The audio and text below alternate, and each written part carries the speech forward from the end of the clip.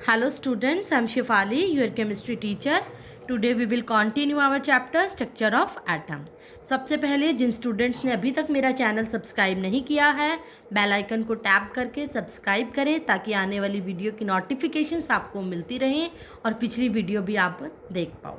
आज का हमारा टॉपिक है ड्रॉबैक्स ऑफ रदरफोर्ड मॉडल। जो रदरफोर्ड मॉडल ऑफ एटम था वो हम बच्चों ने 9th 10th क्लास में पढ़ा है। 9th 10th क्लास में इसकी डिटेल काफ़ी आती है, थॉमसन की, रदरफोर्ड की, बट हमें पता है कि वो मॉडल सक्सेस नहीं हुए थे, उसकी कुछ ना कुछ लिमिटेशंस हैं। हमारे जो सिलेबस में है इसकी ड्रॉबैक्स है, लिमिटेशंस है। रदरफोर्ड ने पहले क्या कहा था, थोड़ा सा ओवरव्यू दे दूँ लिमिटेशंस बताने से पहले। उन्होंने कहा था कि एटम जो होता है स्फेरिकल शेप होता है और उसके सेंटर में क्या होता है, न्यूक्लियस, और इलेक्ट्रॉन उसके चारों तरफ क्या करते हैं, रिवॉल्व करते हैं, शेल्स के चारों तरफ कॉन्टीन्यूसली रिवॉल्व करते हैं। उन्होंने कहा था जब ये इलेक्ट्रॉन रिवॉल्व करते हैं तो कॉन्टीन्यूसली क्या होती है, एनर्जी जो होती है, जो एनर्जी है वो लूज होती है in the form of radiation. Radiation की फॉर्म में एनर्जी लूज होती है। जैसे इलेक्ट्रॉन चलेंगे कुछ ना कुछ एनर्जी लूज होगी और वो रेडिएशन की फॉर्म में होंगी। तो क्या हुआ, जब इसके मॉडल ने इसने ये बात कही कि एनर्जी लूज होगी, तो एक टाइम ऐसा आएगा कि एनर्जी बिल्कुल लूज होती जाएगी और ये इलेक्ट्रॉन क्या होगा, न्यूक्लियस के अंदर फॉल हो जाएगा। जब इलेक्ट्रॉन ही न्यूक्लियस के अंदर फॉल हो गया तो शेल ख़त्म हो जाएगा, तो एग्जिस्ट नहीं करेगा, स्टेबल नहीं होगा। इसलिए इन्होंने कहा कि जो ये मॉडल था रदरफोर्ड का मॉडल स्टेबिलिटी को नहीं बता पाया, means it failed to explain the, इसकी मेन क्या हुई limitation, it failed to explain the stability of atom. ये एटम की स्टेबिलिटी को नहीं बता पाया कि एटम स्टेबल होगा या नहीं होगा। इसके अकॉर्डिंग तो स्टेबल ही नहीं था, स्टेबिलिटी डिस्कस नहीं की, इसने तो बस बता दिया कि जो इलेक्ट्रॉन होंगे हर शेल में अपने अपने शेल में चक्कर लगाएंगे और एनर्जी को लूज़ करेंगे कॉन्टीन्यूसली। तो इस वजह से एक टाइम ऐसा आएगा वो न्यूक्लियस में फॉल हो जाएंगे, जिससे वजह एग्जिस्ट नहीं करेगा, स्टेबल नहीं होगा। तो सबसे बड़ी लिमिटेशन यही थी कि इसने स्टेबिलिटी ऑफ एटम को नहीं बताया। इस वजह से जो नेक्स्ट मॉडल था, नील बोहर ने अपना मॉडल दिया था जिसका नाम था Bohr's model of atom. Bohr's ने क्या दिया था, एक नया मॉडल दिया था स्ट्रक्चर ऑफ एटम को एक्सप्लेन करने के लिए।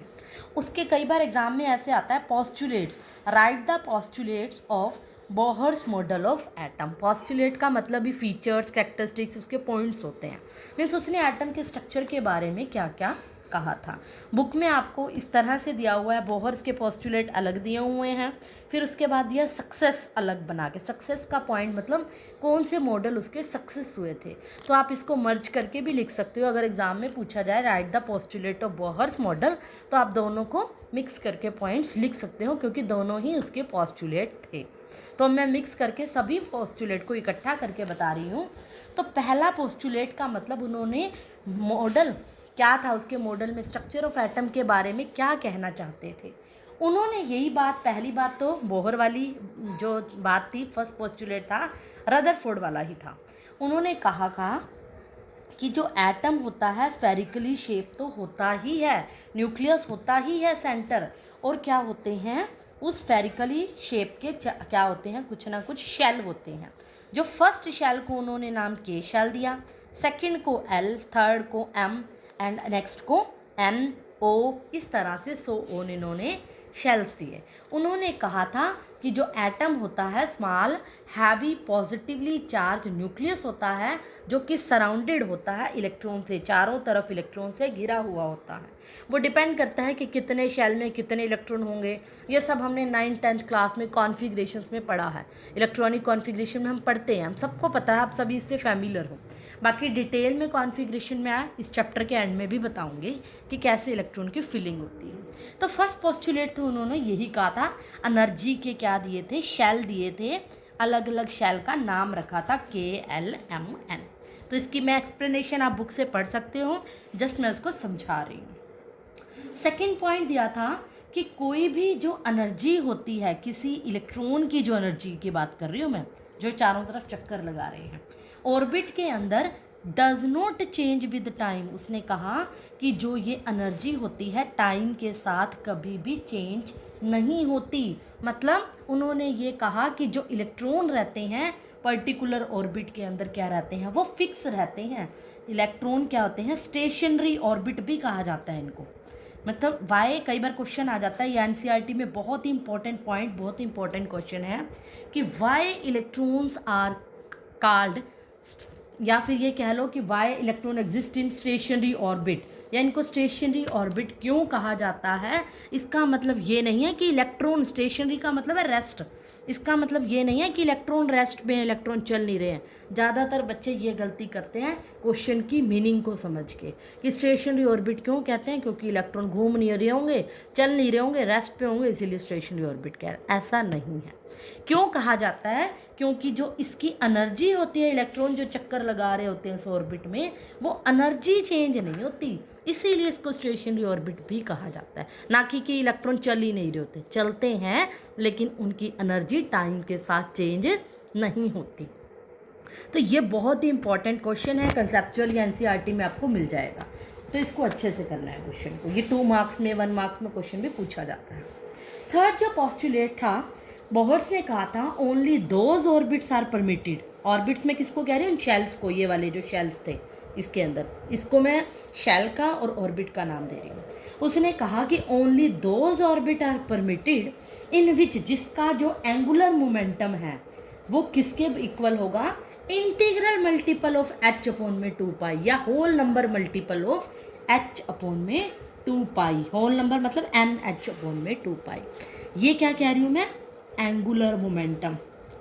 उसने कहा कि जो ऑर्बिट होंगे वही ऑर्बिट परमिटेड होंगे, वही एग्जिस्ट करेंगे इसके मॉडल के अकॉर्डिंग, जिसका एंगुलर मोमेंटम, मोमेंटम होता है मास इनटू वेलोसिटी, और एंगुलर होता है जब कोई सर्कुलर में कोई चीज़ घूमती है, उसका एंगुलर मोमेंटम उसके रेडियस से जब मल्टीप्लाई होता है तो वो एंगुलर मोमेंटम बन जाता है।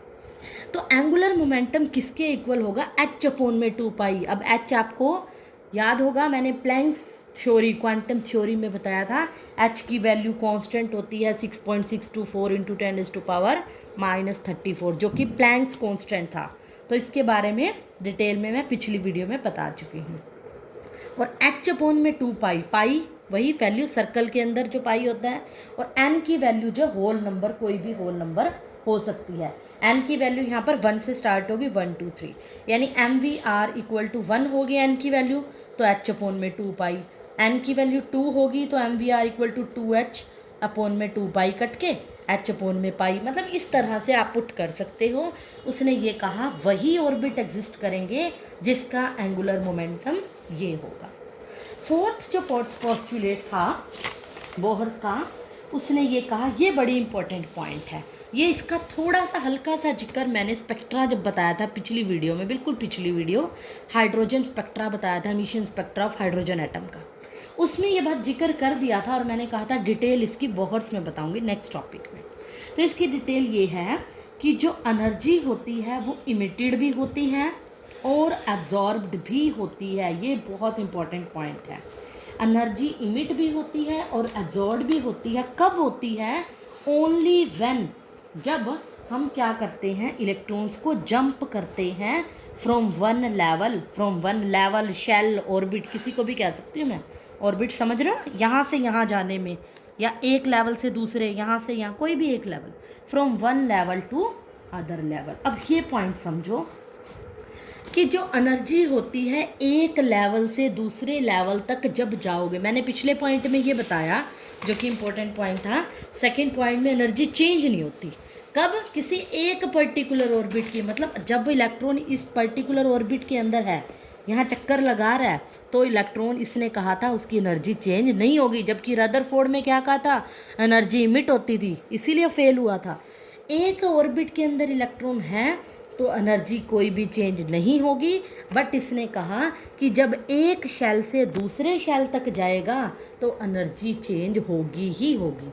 और कैसी चेंज होगी, इसने कहा कि जब नीचे से ऊपर जाएगा, नीचे से ऊपर का मतलब है इस शेल से यहाँ तक जा रहा है, ये तो न्यूक्लियस होगा, सॉरी, मान लो ये शेल है, इस शेल से यहाँ जा रहा है या इस शेल से यहाँ जा रहा है, आगे आगे बढ़ रहे हैं, तो जो एनर्जी होगी वो क्या होगी, एब्जॉर्ब्ड होगी, एनर्जी एब्जॉर्ब। लेकिन जब हम ऊपर से नीचे वापस आएंगे शेल की तरफ और न्यूक्लियस की तरफ, तो जो एनर्जी होगी कब क्या होगी, इमिट होगी। ये इसने अपने पॉस्टुलेट में बात कही थी कि कब एनर्जी, जब हम यहाँ से यहाँ, अब इसको यहाँ से यहाँ जाने को, ऊपर को जाने को हम बोलते हैं, जो नीचे वाली स्टेट होती है, अंदर वाले जो शेल होते हैं, इसको हम बोलते हैं ग्राउंड स्टेट। और जितना जितना न्यूक्लियस से दूर जाते हैं उस स्टेट को हम बोलते हैं एक्साइटेड स्टेट। तो ये आगे वर्ड आपके कॉन्फ़िगरेशन में यूज़ होंगे, इसको अच्छे से हाईलाइट कर रही हूँ मैं कि यहाँ से यहाँ तक, एक लेवल से दूसरे लेवल तक मैं जाऊँगी तो नीचे वाला लेवल ग्राउंड होगा और ऊपर वाला क्या होगा, एक्साइटेड, एक्साइट हो गए, जंप हो गए जब इलेक्ट्रॉन। अब यहाँ से यहाँ जा रही हूँ, ये ग्राउंड है और ये एक्साइटेड है, मीन्स ग्राउंड से एक्साइटेड जाने में एनर्जी एब्जॉर्ब होगी और एक्साइटेड से ग्राउंड जाने में जो एनर्जी क्या होगी, इमिट होगी, लूज़ होगी। तो वो एनर्जी कैसे एब्जॉर्ब होगी, कैसे होगी, लूज़ होगी, मीन्स मान लो कह रही हूँ एनर्जी इमिट हो रही है, मान लो ये वाला पहला शेल है, ये वाला दूसरा शेल है, तो इमिट हो रही है, तो डेल्टा ई क्या होगा, E2 माइनस E1। इमिट का मतलब वापस आ रही है ना एनर्जी, तो उसकी जो चेंज इन एनर्जी होगी वो कैसी होगी, E2 minus E1। Energy emit हो रही है या एब्जॉर्ब हो रही है, फॉर्मूला यही रहेगा, वो हमने देखना है कि प्लस हो रही है या माइनस हो रही है, वो सब बात की बातें न्यूमेरिकल्स में आपको पता लग जाएगा।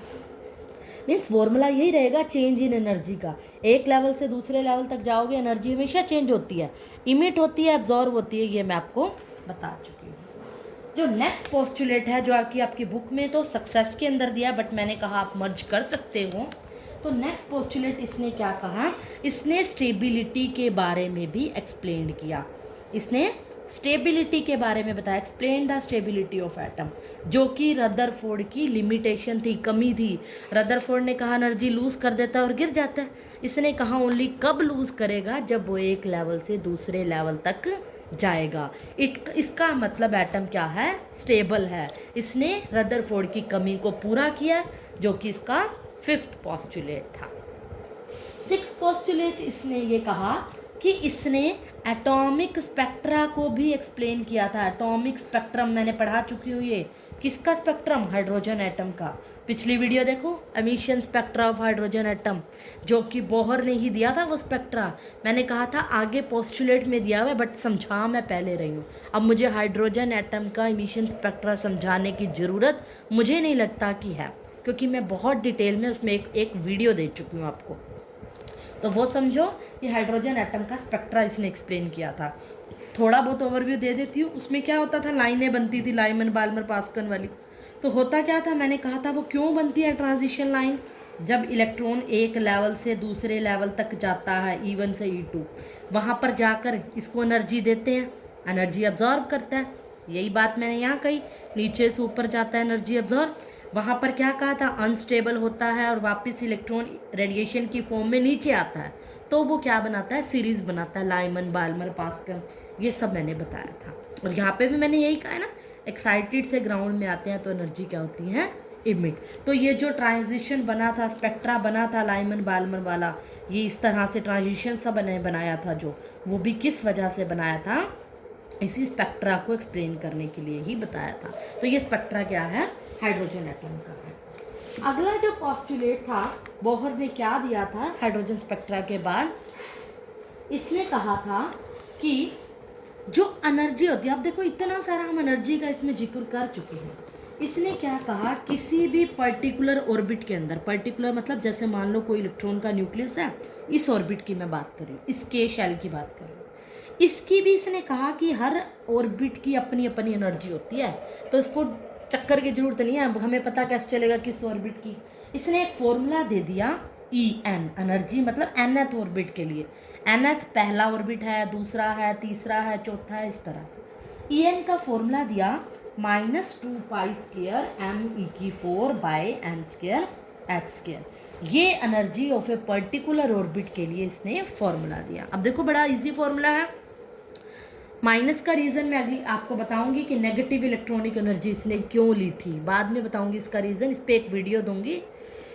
तो पाई कांस्टेंट है, जिसकी वैल्यू आपको पता होगी 22/7 या 3.14 होती है। मास क्या है, इलेक्ट्रॉन का मास है, जिसकी वैल्यू भी आपको पता होगी, 9th क्लास से पढ़ते हो। 9.1 इंटू 10⁻⁻31।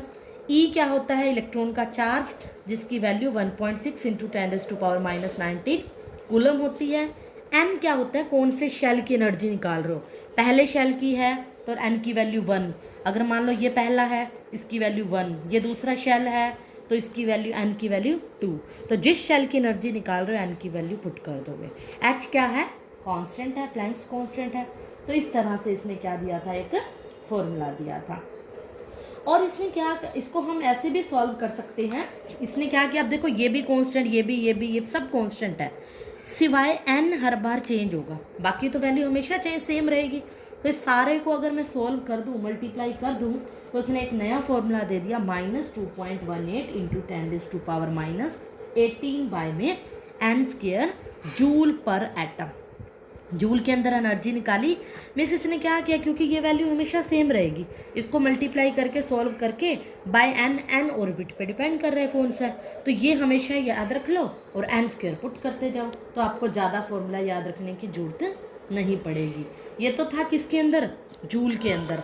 अगर इसी को अगर किलो जूल में कन्वर्ट करूँ, देखो मैं रीराइट कर रही हूँ उसको, -2.18 इंटू 10⁻⁻18 बाय में n² जूल पर एटम। अब अगर हमें किलो जूल में कन्वर्ट करना है, ये एक्चुअल में क्या था, 2.18 जो था जूल में था, अगर हम इसको किलो जूल में कन्वर्ट करें, हमें पता है 1 इलेक्ट्रॉन वोल्ट जो होता है उसकी वैल्यू चार्ज ऑफ इलेक्ट्रॉन के बराबर होती है। इलेक्ट्रॉन का चार्ज हमें पता है इतना, ये पर एटम का जो जूल के अंदर होता है ना, 1 इलेक्ट्रॉन वोल्ट इतने के बराबर होता है। अगर मैं इसको किलो जूल में कन्वर्ट करूं तो इससे रिलेट करके मैं इसकी वैल्यू निकाल दूंगी, जो आएगी -1311.8 n²। ये आपको डेरिवेशन की जरूरत नहीं है, डायरेक्ट आप लर्न कर सकते हो वैल्यू, किलो जूल बाय ये आ जाएगी। या इसको नेग्लेक्ट कर दो 8 को, इसको ये भी लिख सकते हो 1312 बाय n² किलो जूल पर मोल, ये हो जाएगी En की वैल्यू। या ये कर लो या ये कर लो, जूल में करनी है तो ये। अगर आपके पास एनर्जी निकालनी आ जाए इलेक्ट्रॉन की, तो उसके लिए जो न्यूमेरिकल करोगे वो आप क्या करोगे, ये वाला जूल के लिए, या ये कर लो या ये, मतलब आपको स्टार्टिंग से न्यूमेरिकल याद हो, ये भी याद रखने की जरूरत नहीं है, जो भी आपको फॉर्मूला याद रहे उससे आप कर सकते हो। इसने थोड़ा सा इसी फॉर्मूले को मॉडिफाई किया था जब हाइड्रोजन लाइक आयंस के लिए, क्योंकि इसने हाइड्रोजन स्पेक्ट्रा बताया था, इसने जब हाइड्रोजन लाइक आयंस लिए, हाइड्रोजन जैसे आयंस लिए, तब उसके लिए इसने फॉर्मूले को मॉडिफाई कर दिया। वो भी मैं आपको बता देती हूँ, -2π², वही वाला पहले जो मैंने लिखा था, यही वाला फॉर्मूला है ये, बाय में n² h², बस ऊपर क्या लगा दिया इसने, z² लगा दिया। अब ये z क्या होता है, किसी का न्यूक्लियर चार्ज, ये डिपेंड करता है, एक्चुअल में फॉर्मूला तो यही था, मैं बताती हूँ कैसे। z होता है किसी का न्यूक्लियर चार्ज, उसका एटॉमिक नंबर। हमें पता है हाइड्रोजन का एटॉमिक नंबर क्या होता है, 1। उसने वैल्यू 1 पुट कर दी तो फॉर्मूला कौन सा बन गया, ये। अगर ये तो हाइड्रोजन एटम के लिए था ना, क्योंकि इसने स्पेक्ट्रा किसका बताया था, हाइड्रोजन का।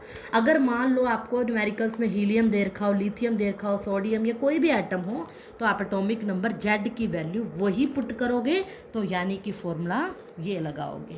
तो इस फॉर्मूले से यही सारे फॉर्मूले डिराइव हैं। वही अगर आपने जूल किलो जूल में करना है, जूल में करना है तो n² बाय z² की जगह z² बाय n² कर दो हर जगह। किलो जूल में करना है, यहाँ भी z² लगा दो, यहाँ भी। तो ये अदर एटम के लिए क्या होगा, z² बाय n², हाइड्रोजन के लिए क्या हो जाएगा, ओनली n², क्योंकि z की वैल्यू क्या हो जाएगी, 1। तो इसको आप अच्छे से पढ़ोगे। आगे बोहर्स ने और भी कुछ रेडियस वेलोसिटी के बारे में दिया था, रिवोल्यूशंस के, वो मैं आपको नेक्स्ट वीडियो में एक्सप्लेन करूँगी और उसके न्यूमेरिकल्स भी बताऊँगी। न्यूमेरिकल समझने के लिए आपको ये वीडियो अच्छे से देखनी पड़ेगी, ये बहुत इंपॉर्टेंट है, एग्ज़ाम में आने के पूरे चांसेस हैं। तो दैट्स ऑल फॉर टुडे। जाने से पहले लाइक, शेयर और सब्सक्राइब का बटन दबाना ना भूलें।